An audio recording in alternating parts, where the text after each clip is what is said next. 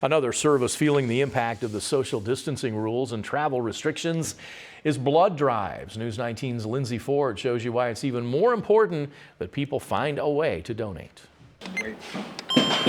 Well, it's my opportunity to give back to the community. I think it's just the way that we show each other that we are community and how we can help each other. Cheryl Olson says even though she's donated blood countless times, she can see how it can be scary for some, especially first-timers. Oh, no, I'm afraid of needles.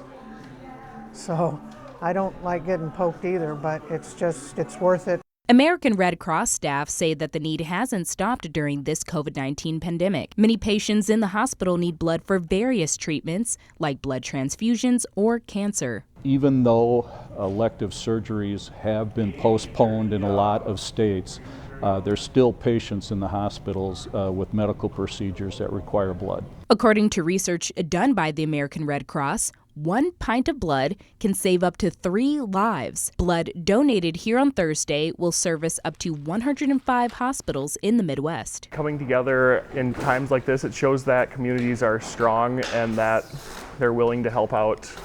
We've had a lot of canceled drives lately in communities, and communities have stepped up and found different locations to host those drives at. Each year, 6.8 million people here in the U.S. donate blood, and approximately 36,000 pints of red blood cells are needed every day in the U.S. According to the American Red Cross, anybody who is 16 and older and weighs 110 pounds or more is eligible to donate, as long as they are in good health the day of the blood drive and have a temperature below 99.5 degrees Fahrenheit. There is no age limit on the upside either. We have people in their 90s that donate blood on a regular basis. Which brings us to Stephen Mao, an elderly gentleman who donates blood. In light of the current situation, with the fact that we have this coronavirus, it's extremely important that people step up and donate blood for various other reasons that people may need it.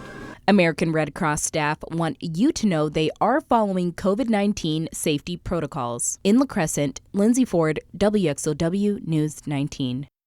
Now, all of the donated blood goes to a lab where it undergoes a set of 18 different tests to check for diseases and viruses before it goes to healthcare facilities and to the people who need it.